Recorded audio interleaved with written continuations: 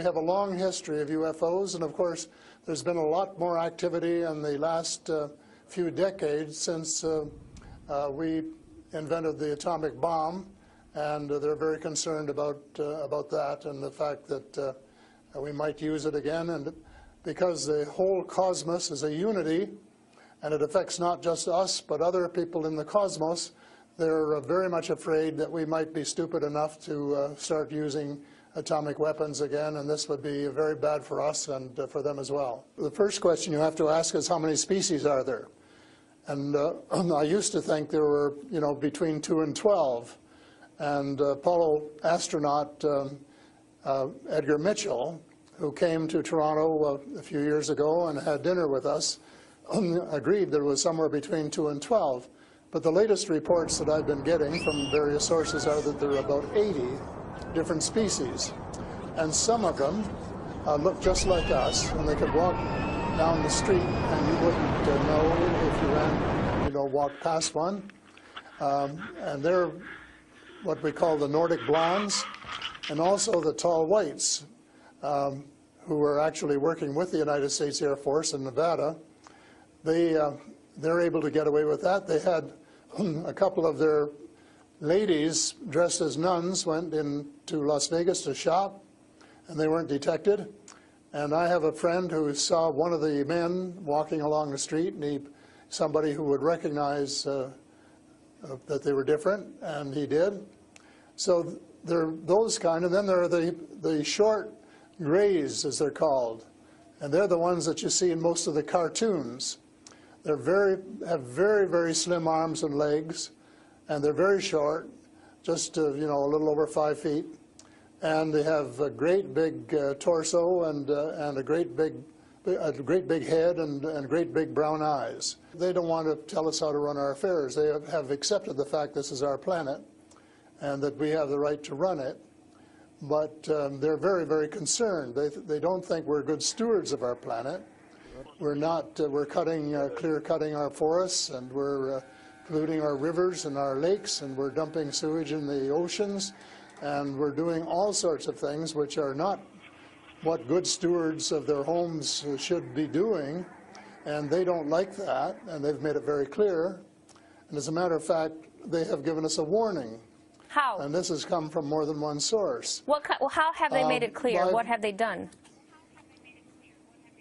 They have talked to people.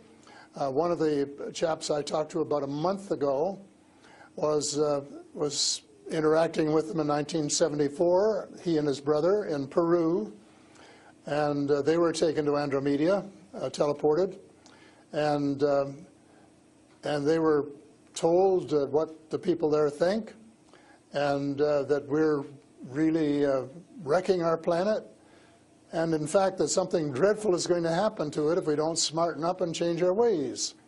We spend too much time fighting each other. We spend too much money on military expenditures and not enough on feeding the poor and looking after the homeless and the sick. And that we are polluting our waters and our air, and that we're playing around with these exotic weapons, thermonuclear weapons and atomic weapons, which have such a devastating effect both on our Earth and on other areas in the cosmos, and they don't like that. And that's the reason they would like to work with us to teach us better ways, but only, I think, with our consent.